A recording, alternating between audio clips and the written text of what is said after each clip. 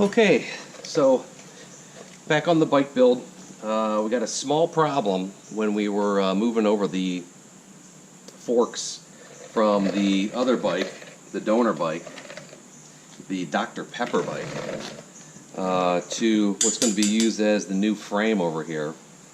And the problem is that this shaft right here is not long enough. It's about, I don't know, it sticks out to about the top of this frame here.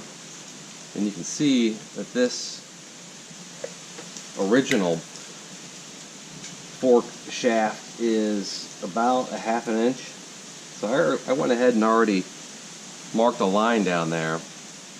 I want to see though how far this actually sticks up or sticks down. So let's take a look at that. Let's take this one out of there.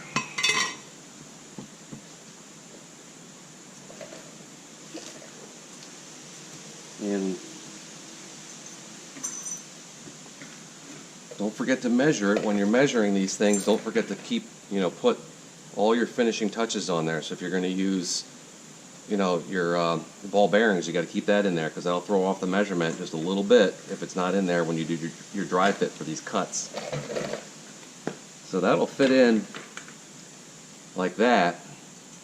And as you can see, it's just a little bit too low. So we got to get that down even a little further. So I would say right about there should be the top, and hopefully that'll be pretty good. That other one's quite a bit longer. So I had thought about not cutting this part off and reducing it down, which is going to be the plan, because I have to take off this bar anyway, because the engine's going to be down here.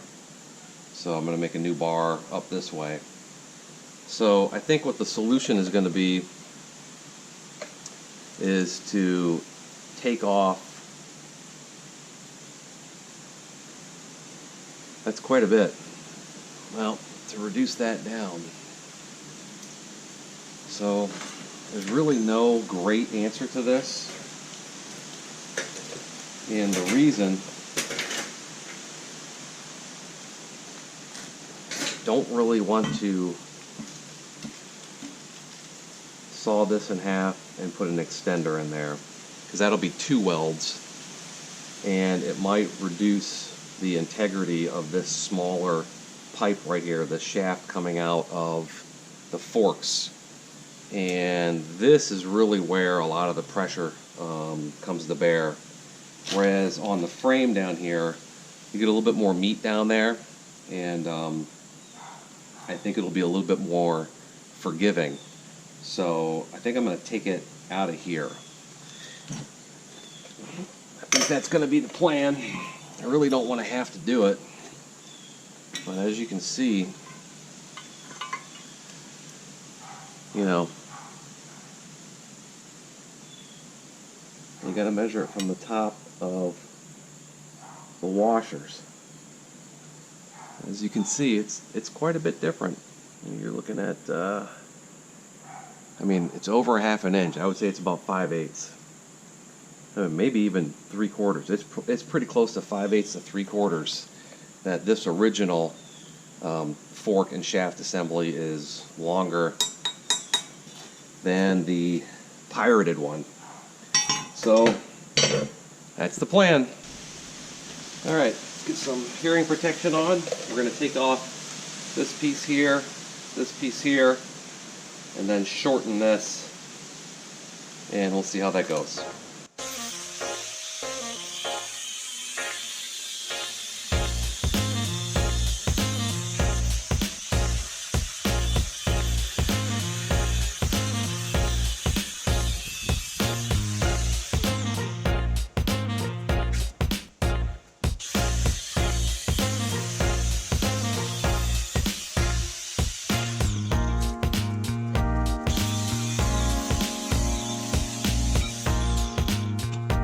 You can see down here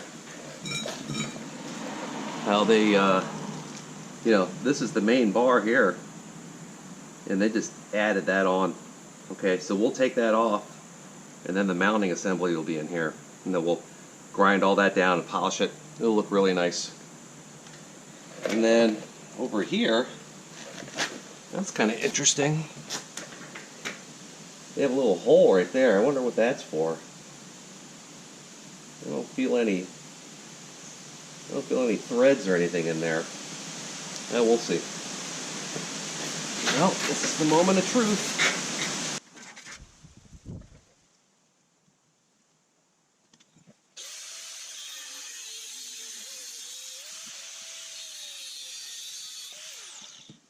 It's a little hot. So, but that's what that looks like. And that's the little cap area there. I wanted to have a little bit of meat on there so I'd have enough area where I could weld. And I think that'll be good enough. I hope so. And I also wanted to make it kind of closer to the top too, in case I had any burrs on the inside. I could maybe clean out the burrs from the top, as opposed to maybe cutting it down deeper in there where I couldn't do that. But that's where the ball bearings rest, right in there. We'll save that. And we need to measure down that kind of 5/8, which is right around there. And then we'll do a dry fit. Wish us luck. Okay, we're going to be doing some welding, so that's why I was grinding down those outside edges. And you know, on welding, you want to have a nice clean edge, no paint, you know, no rust, no oils or any other kind of coatings, you know. So I think this is going to turn out nice. I really hope so, and I think that we made the right cut here and the right decision. So let's check it out.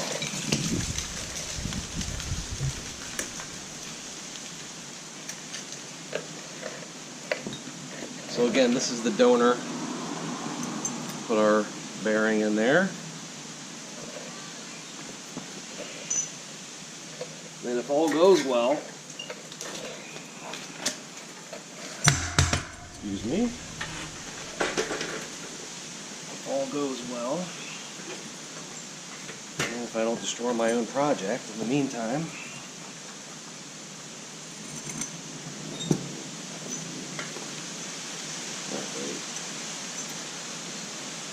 might have to do a little bit of doctoring on that.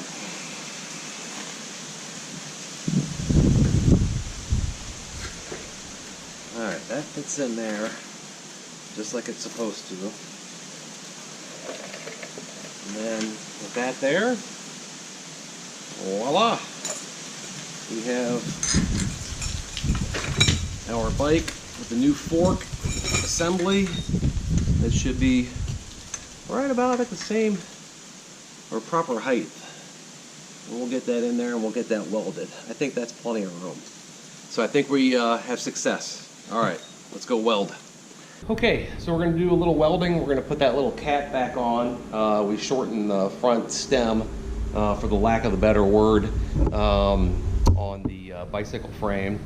And so my little setup, it really is not professional at all. I am not a professional builder. I'm just a complete hobbyist. So I try not to invest a ton of money in stuff I do before I find out whether or not I have any skill set whatsoever in doing these things. But if I can do it, you guys can do it. I think it's something that you know, most people can handle, and maybe there's just kind of just the issue of not being familiar with it up front. So I'll give you just a small little tidbit about what I have here. So I just have again, Harbor Freight is kind of the go-to here for the cheap stuff. And this is a, you know, $100, $99 on sale Chicago electric welder. It's a flux welder, which means that the wire that's inside has some special stuff, and you don't have to worry about gases like argon and the complicated stuff that the guys who are real pros know about. So it just has a very few amount of settings. This is how fast the wire comes out of your nozzle. It has an on button, and then a max charge or a minimum charge in terms of how much electric is going through there. And you just need to dial that in. There's a little chart on the inside that will tell you but sometimes you just need to do like a little test, okay? So what happens in welding is you have to have your ground, which is connected to the machine over there, and you have to connect the ground to some part of the metal that you're actually going to be welding. In this case, I just, you know, ground down off the paint off the chassis of the bike, because we're going to paint this anyway, so it doesn't really matter, just to have a nice connection. And then the other, really the active part of it, is this this gun here, and you just press this button and then watch. See, it feeds it. Okay, so anytime you press the button, it feeds a little bit, and when it has physical contact and when you're pressing the button, the juice flows, so that makes the electrical circuit. And what you're really doing is you're just melting metal with the flux and the core and all that stuff in there, with the power of electricity. So you're really gluing metal together through molten metal. It's amazing. You can actually burn through stuff, like if you have stuff that's really too thin, and I had that problem, you can burn right through it and you just get a bunch of junk. I think they call it slag. So anyhow, I got this set up down here, and we have this is a magnet, and it comes kind of nice. You can have like your angles that are already preset on the magnet. I just want to do this line across here all the way around. So in welding, what you want to do is you want to start on one side, kind of tack it in, and, you know, spread that out. It's kind of like putting lug nuts on a tire. You don't want to do one side all at one time, because there's a lot of heat that gets generated, and you can actually warp the metal to one side or the other, and that, you don't want that. You want it to stay nice and straight for, you know, 9 times out of 10. So we already got our edges, you know, cleaned up real nice, and that's where I want it. That's basically where it's going to be melting, and it's connected with my magnet, and it's all together. You can actually touch this if you want. I mean, it's not that big of a deal. So if you want to kind of, you know, let's say you wanted to hold it up like that, you could. I recommend using, you know, the proper safety equipment like gloves and stuff, but it's not going to electrocute you. It could burn you, but won't. I've never been electrocuted. So you just learn those things when you're going on with the practice. So we're gonna weld this, and hopefully that will be good.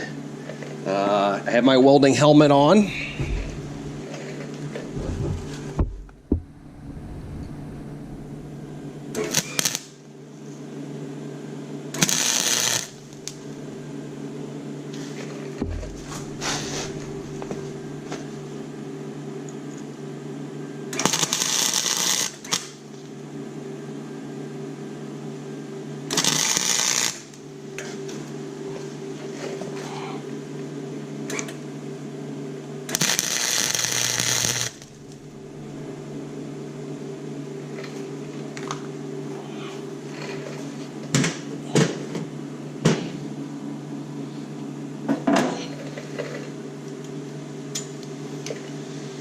Okay, so there we go. We got a couple tacks in there, and you know, really at this point, that's all I want to do. Is I just want to put a couple tacks in there, and you know, those can be broken off really easily, and I just want to test it for the fit. So I'm going to test it real quick.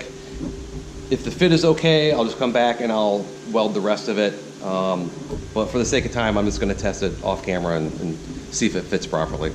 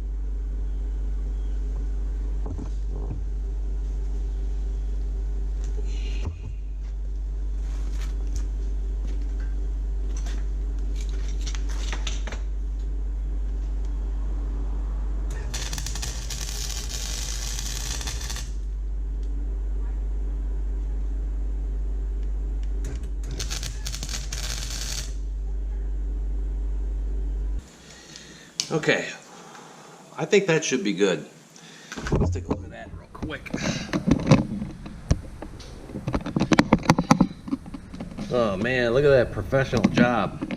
Yeah, I guarantee you though, when I get done with it, it'll be all ground down and it'll look a lot better.